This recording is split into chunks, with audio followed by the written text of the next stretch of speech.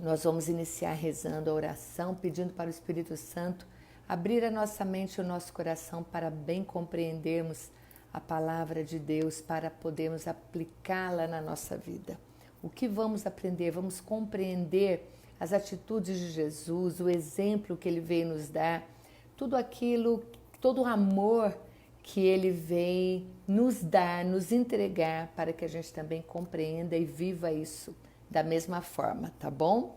Quanto mais pessoas conhecerem a palavra de Deus, melhor será o mundo ao seu redor, melhor será o mundo todo, porque tudo aquilo que Jesus ensina é o amor. E o amor é o que nós devemos viver. E quando tem amor, tem paz, tem harmonia, tem tranquilidade, tem serenidade. Por mais difícil que seja a vida, tudo fica melhor com Jesus, não é assim? Então vamos lá. Então, em nome do Pai, do Filho e do Espírito Santo. Amém. Vinde, Espírito Santo, enchei os corações dos vossos fiéis e acendei neles o fogo do vosso amor. Enviai o vosso Espírito e tudo será criado e renovareis a face da terra. Oremos. Ó Deus, que instruístes os corações dos vossos fiéis com a luz do Espírito Santo, fazei que apreciemos retamente todas as coisas, segundo o mesmo Espírito, e gozemos sempre da sua consolação. Por Cristo, Senhor nosso. Amém. Amém. Então vamos iniciar? Jesus expulsa os vendilhões do templo de Jerusalém. Vamos entender hoje um pouquinho mais profundo o que significa tudo isso que aconteceu ali no templo, que Jesus ficou muito bravo, não é?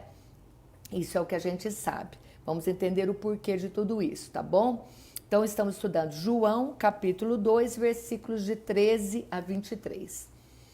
Pois bem, começa no versículo 13. Estava próxima a Páscoa dos judeus e Jesus subiu a Jerusalém. Vamos entender que festa é essa da Páscoa dos judeus. A Páscoa dos judeus, essa é uma das 3 festas de Páscoa que o Evangelho de João fala, tá bom? Então essa é a primeira.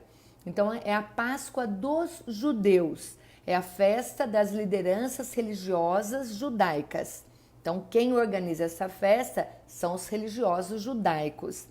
Essa é uma festa que ela não gera vida para o povo, mas ela vem para explorar o povo. E você vai entender por que isso acontece, que a gente fala que vai explorar o povo, tá bom?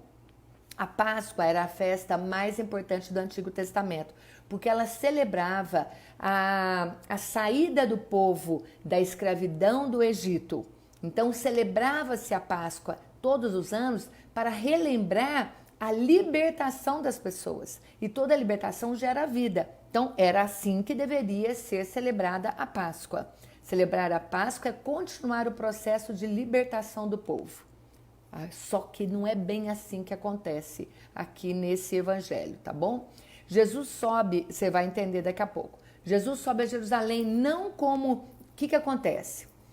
Todo o povo judeu ia para Jerusalém para celebrar a Páscoa. Então, 3 semanas antes, a cidade ficava cheia de peregrinos que iam lá para ofertar sacrifícios a Deus, agradecendo pelo seu ano e também para pagar os impostos. Todos os judeus que tinham que pagar impostos. Jesus, quando vai para Jerusalém, ele não vai como um peregrino piedoso que vai lá para ofertar sacrifícios de animais e nem pagar impostos. Então, esse não é o objetivo de Jesus quando ele vai para Jerusalém.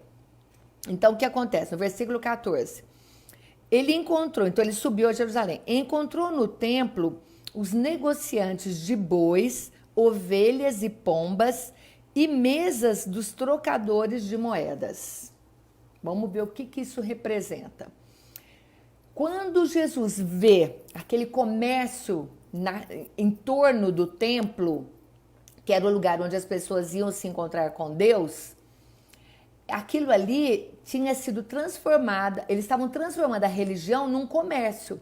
Por quê? Para entrar no templo precisa ofertar um animal, ofertar algo. E ainda tinha que também pagar um imposto lá dentro do templo. Você tinha que pagar, você não podia entrar com uma moeda pagã dentro do templo. Então você tinha que fazer uma troca da moeda ali. Por isso que tinham as mesas de trocas de moedas com os trocadores, tá bom? Então, era religião transformada em comércio. 3 semanas antes da Páscoa, Jerusalém se tornava um grande mercado. O sumo sacerdote, quem que é o sumo sacerdote? Era o presidente do Sinédrio. O Sinédrio era o Supremo Tribunal que vai condenar Jesus à morte. Então, o que acontece? Ele, o sumo sacerdote, se enriquecia com o aluguel dos espaços que ele cobrava para as pessoas colocarem as suas barracas para vender os animais ou fazer a troca das moedas, tá?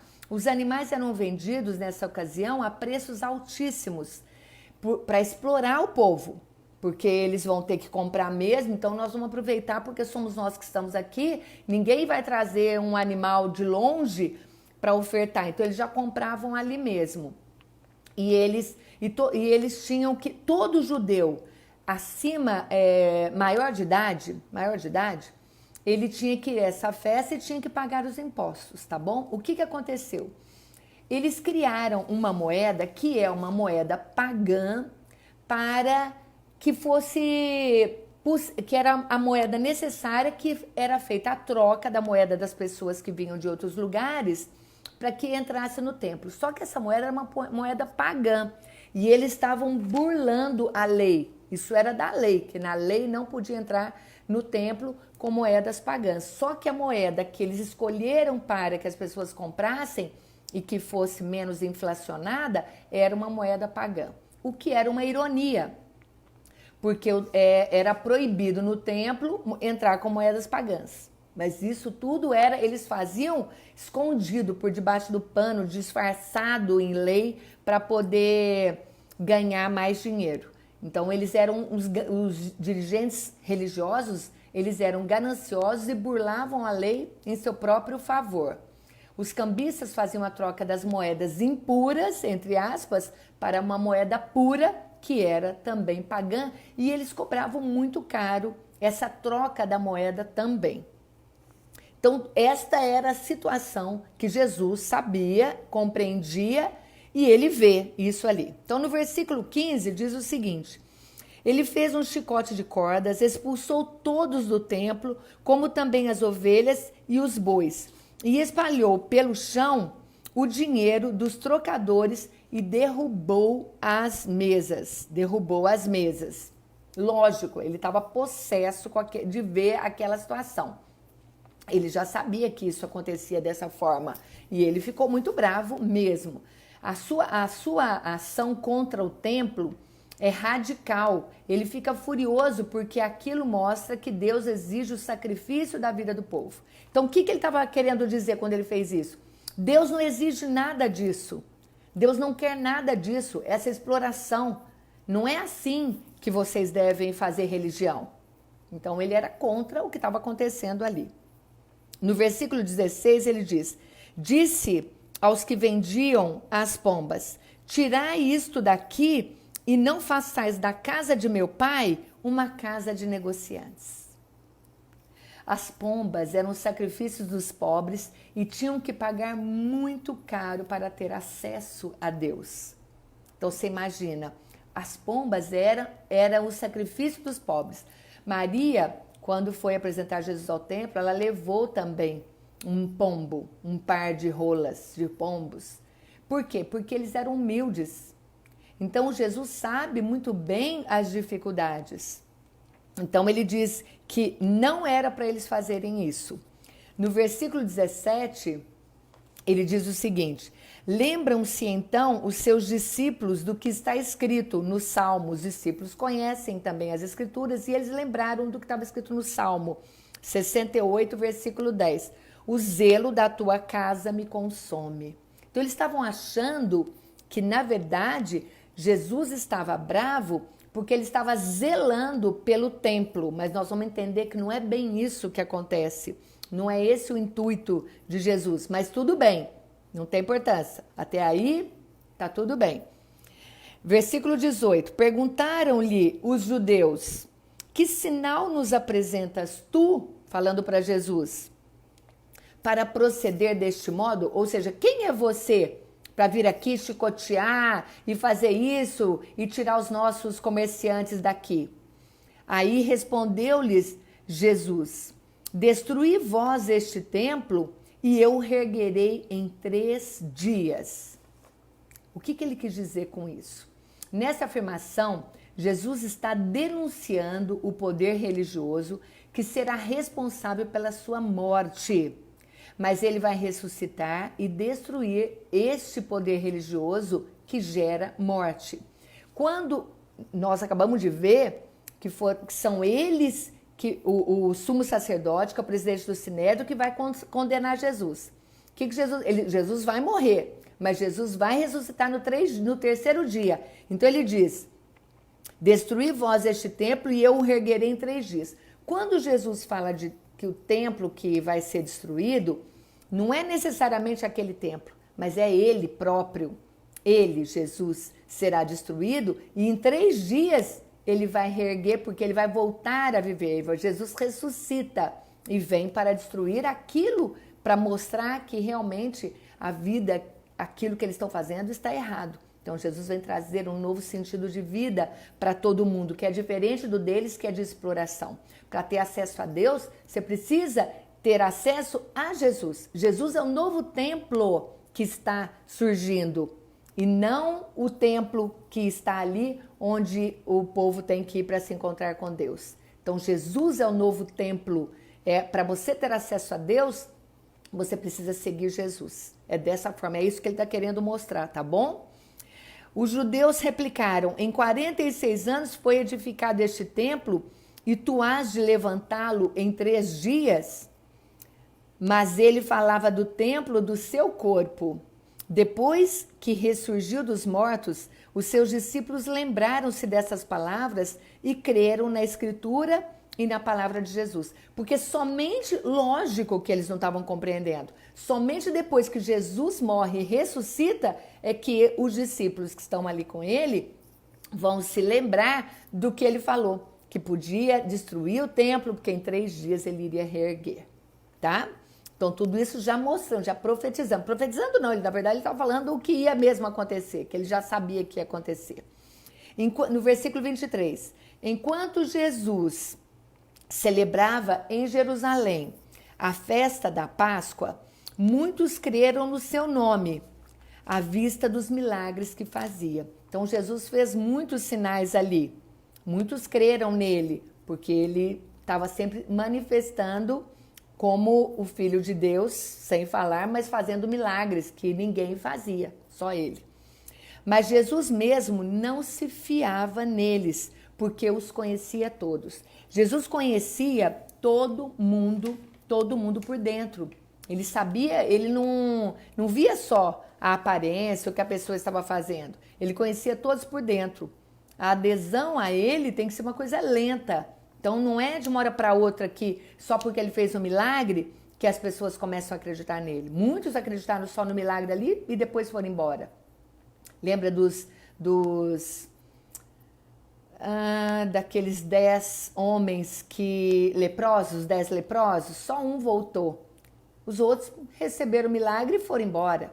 Então não é porque ele fez o milagre que as pessoas vão aderir a ele. Essa adesão é algo que demora tempo.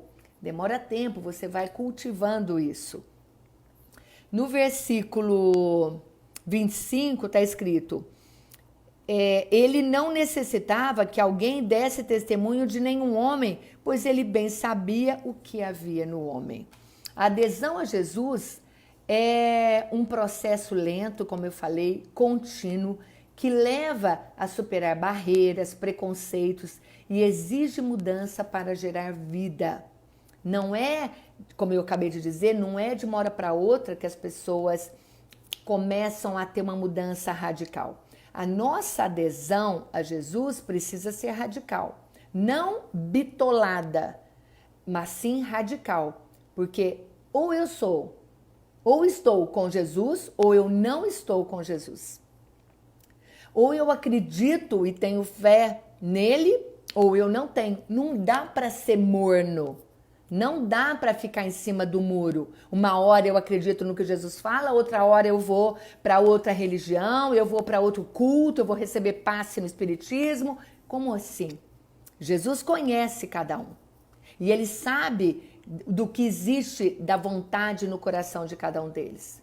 Nós que fomos tocados por Jesus e compreendemos e entendemos, na verdade a gente não compreende o mistério, mas a gente aceita pela nossa fé o mistério desse amor todo de Deus por nós. Então nós precisamos aderir a Jesus. Ele pede isso para nós. Tudo o que gera vida tem o amor de Deus. O que não gera vida, que mata, que prejudica, que destrói, que machuca, que marginaliza, que tem preconceito, não tem o amor de Deus.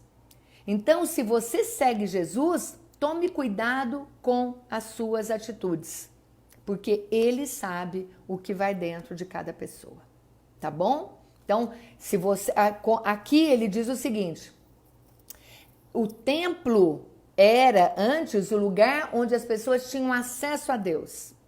A partir daquele momento, onde Jesus se faz presente, e Jesus hoje está presente no nosso meio, nós temos acesso a Deus através de Jesus.